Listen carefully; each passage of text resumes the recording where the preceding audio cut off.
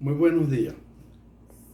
Mi nombre es Eduardo José Márquez Pariata, estudiante de la Facultad de Ciencias Jurídicas y Políticas de la Universidad Bicentenaria de Aragua. Cumpliendo con la segunda actividad de la asignación de Derecho Internacional Privado, vamos a hacer la siguiente exposición en base a la normativa o a la teoría de la normativa del Derecho Internacional Privado. También hablaremos sobre el fraude en el ordenamiento jurídico venezolano y el fraude a nivel internacional. También vamos a hablar sobre el reenvío como mecanismo del derecho internacional privado.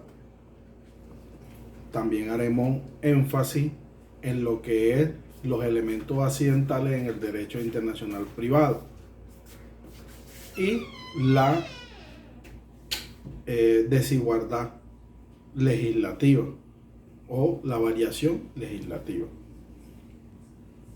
Cuando nosotros hablamos de la teoría del derecho internacional privado, tenemos que hacer énfasis que esta está estructurada diferente a lo que es la normativa normal de un ordenamiento jurídico. ¿Por qué?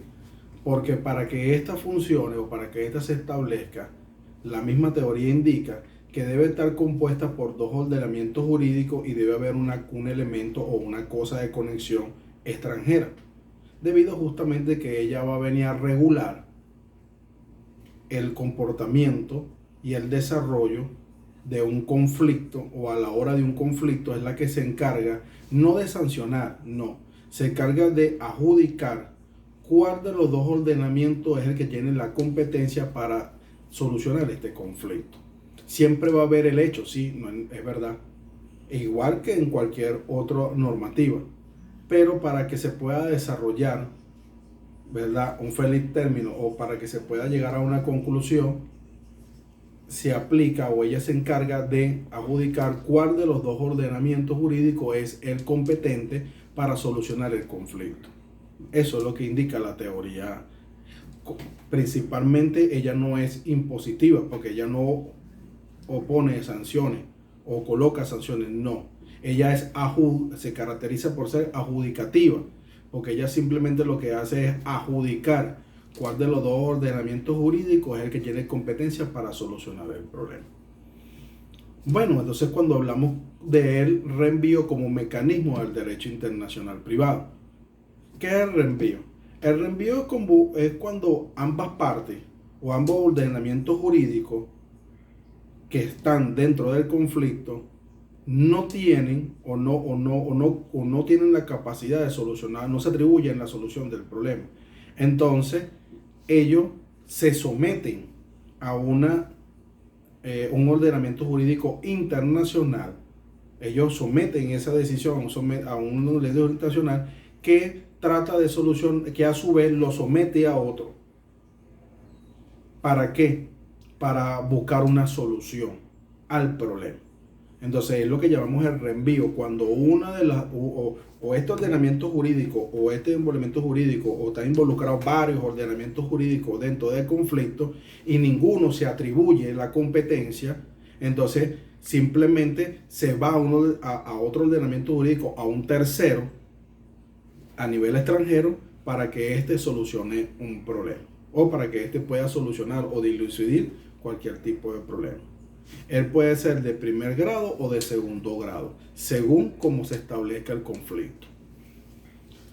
También cuando hablamos de fraude, ¿verdad?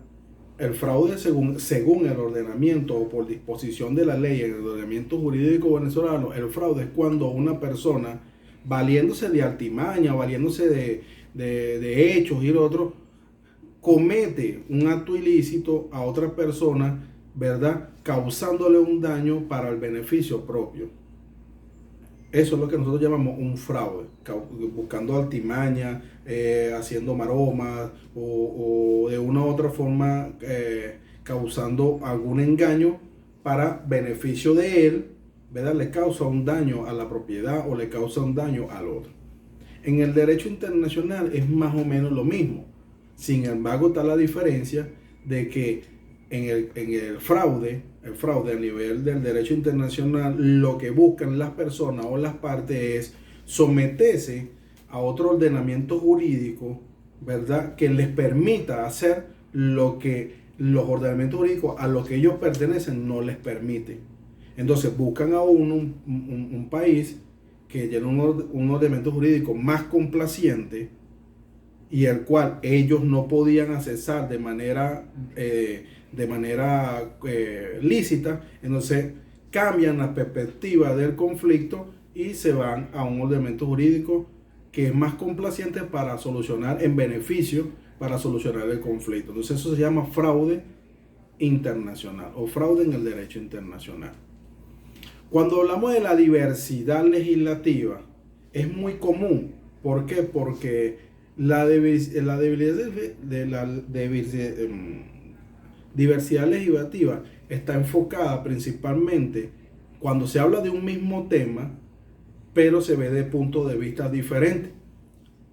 Debido a que justamente eso depende a la historia, depende a la cultura, depende al comportamiento, a la costumbre de cada uno de los países involucrados. Entonces, en base a eso, por supuesto, cada uno va a tener formas diferentes de ver su punto de vista en base a un tema determinado. Podemos tener un caso de que estamos hablando de un tema en particular, pero estos dos países lo ven de diferentes formas.